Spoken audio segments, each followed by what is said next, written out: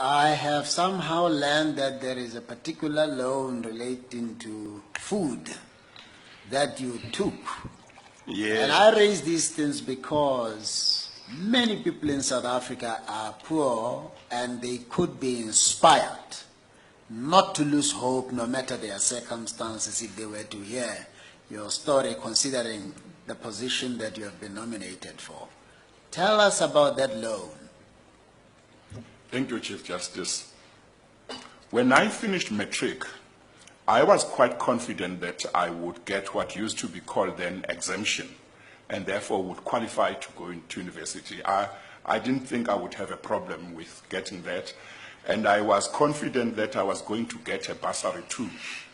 But my problem was that at home, the situation was quite bad. My mother had stopped working 2 years before my matric. She had lost her job, and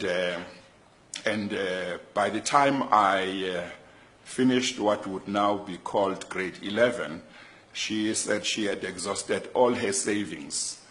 And so somehow I felt that the society, the community would be thinking that after matric I would now be able to go and work and help my mother, whom the whole community could see was struggling.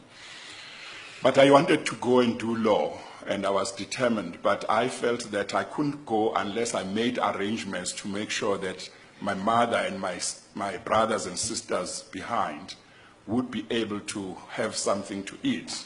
And my mother was not working, she was knitting and selling jerseys, but that wasn't going well. So I decided one Saturday to go to Ikopo, to town, and I approached a certain Indian businessman who owned a certain wholesale shop.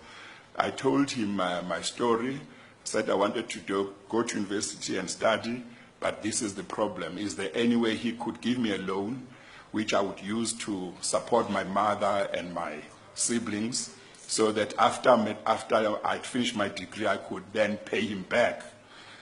Very interestingly, that man didn't even ask me many questions. He said, okay, I can help you, but I can't give you money.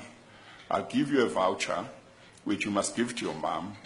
Once a month, she must come to my shop, and she will be given groceries up to the value, I think it was 20 rand, if I'm not mistaken, 20 rand or 40 rand, but that was a lot long of money time back ago. then. Yeah, it was quite some money then.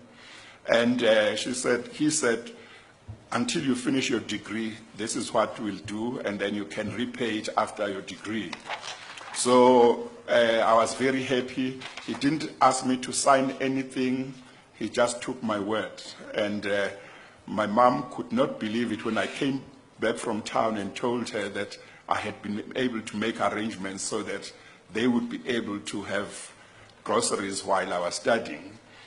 And that is what happened for 3 years. And when I'd finished my junior degree, I went back to this man. His name was Mr. Musa, and thanked him and asked him what arrangements we could make for me to pay back.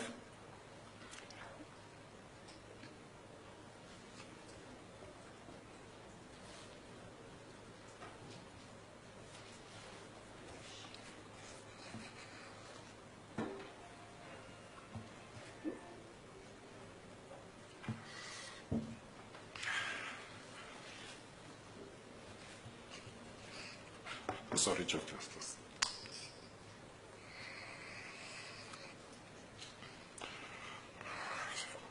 So he said, no, don't worry.